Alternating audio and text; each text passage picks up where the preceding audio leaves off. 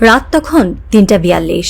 কাশ্মীর সীমান্তের আকাশে হঠাৎই কেঁপে ওঠে একটি রাডার। মুহূর্তেই স্ক্রিনে দেখা যায় একটি রাফাল জেট নিখোঁজ। কমান্ড সেন্টারের প্রধান অফিসার চিৎকার করে ওঠেন, পশ্চিম থেকে একটা পিং আসছে। ওটা কি থান্ডার? ততক্ষণে অনেক দেরি। ভারতের $288 মিলিয়ন যুদ্ধবিমান রাফাল ছাই হয়ে গেছে পাকিস্তানের স্কোয়াড্রন লিডার আয়েশা ফারুকের J-10C এর নিশানায়। যেন নিখুঁত কোরিওগ্রাফির মতো সংঘটিত হলো ঘটনাটি। কেউ বুঝতেই পারল না আকাশের কোন দিক থেকে ছুটে এলো সেই ক্ষণিকের আগুন, যে আগুনে গলে গেল ভারতের গর্ব রাফাল। পাঞ্জাবের বহলপুর জেলার মেয়ে আয়েশা যেন একা হাতে যুদ্ধের ভার কাঁধে তুলে নিয়েছেন। যুদ্ধের আকাশে আজ তারই রাজত্ব।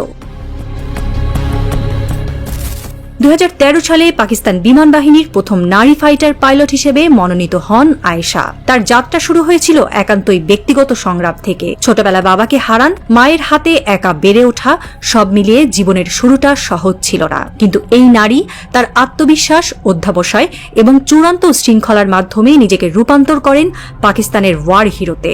J-10C, যা চীনের সহায়তায় নির্মিত হয়েছে, তার হাতে পড়ে যেন এক একটি রণযন্ত্রের চেয়ে বেশি কিছু হয়ে ওঠে। এটি পাকিস্তানের বিমান বাহিনীর অন্যতম ভরসার নাম। গোলাবারুদের দিক থেকে কিছুটা পিছিয়ে থাকলেও ক্ষেপণাস্ত্র প্রযুক্তি এবং ইলেকট্রনিক ওয়ারফেয়ারে পাকিস্তানের অগ্রগতি আজ ভারতের মাথা ব্যথার কারণ। বিশেষ করে চীনা PL-15 ক্ষেপণাস্ত্র ব্যবস্থা আয়েশাকে দিয়েছে দূরপাল্লার ঝোড়ো আঘাতের ক্ষমতা।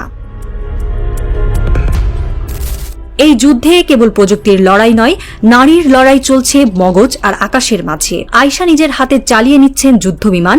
সে সরাসরি আকাশে লড়ছে, কিন্তু সে শুধু শত্রু ধ্বংস করছে না, সে ধ্বংস করছে পুরুষতান্ত্রিক মনস্তত্ত্ব।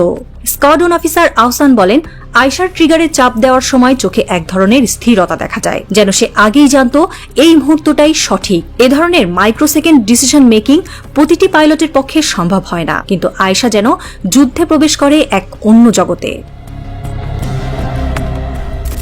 পাকিস্তানের রাওয়ালপিন্ডিতে অবস্থিত এয়ারবেস থেকে উড্ডয়নের আগে আয়েশা দীর্ঘ সময় কাটান একান্তে। তার রুটিনে থাকে শ্বাস প্রশ্বাস নিয়ন্ত্রণের চর্চা, বিমান প্রযুক্তির ডায়াগ্রাম স্টাডি এবং স্যাটেলাইট তথ্য পর্যালোচনা। এমনকি যুদ্ধ শুরুর ঘণ্টাখানেক আগে সে নীরবে নিজের মা ও বোনের ছবি একবার দেখে নেন, তারপর ট্যাক্সি রানে উঠে পড়েন। যুদ্ধের দিন ভোরবেলা 4:17 আয়েশা তার প্রথম মিশনে উড়াল দেন। তার নিশানা ছিল ভারতীয় বিমান বাহিনীর ফ্ল্যাঙ্কার এক্সড্রনের রাফাল ইউনিট। গন্তব্য চিহ্নিত করার পর মাত্র 27 সেকেন্ডে আক্রমণ, 8.7 সেকেন্ডের ধ্বংস এবং 4 সেকেন্ডে নিখোঁজ।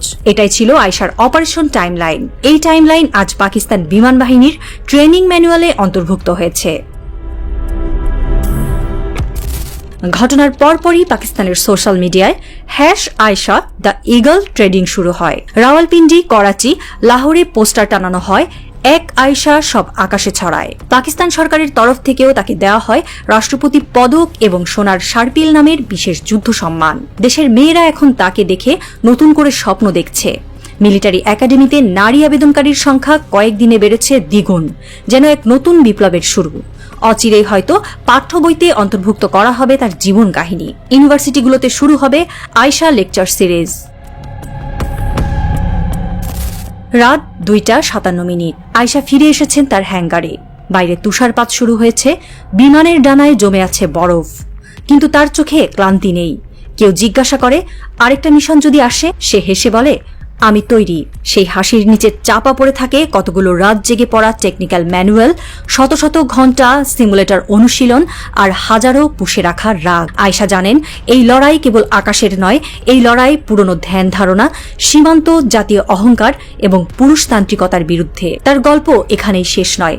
পাকিস্তানের সামরিক সূত্রগুলো বলছে তাকে এখন একটি বিশেষ টাস্ক ফোর্সে অন্তর্ভুক্ত করা হয়েছে, যার মিশন আগামী 6 মাসের মধ্যে সীমান্তে সম্ভাব্য সব ধরনের শত্রু ড্রোন ও বোমারু বিমান হানার প্রতিরোধ গড়ে তোলা। আকাশে আগুন জ্বলছে, কিন্তু সেই আগুন থেকে জন্ম নিচ্ছে নতুন এক আয়েশা, যে শুধু রাফাল ধ্বংস করে না, ভেতর ভেতর ধ্বংস করে দেয় মোদিকে, পাকিস্তানকে বিপর্যস্ত দেখিয়ে ইলেকশন জয়ের স্বপ্নকে।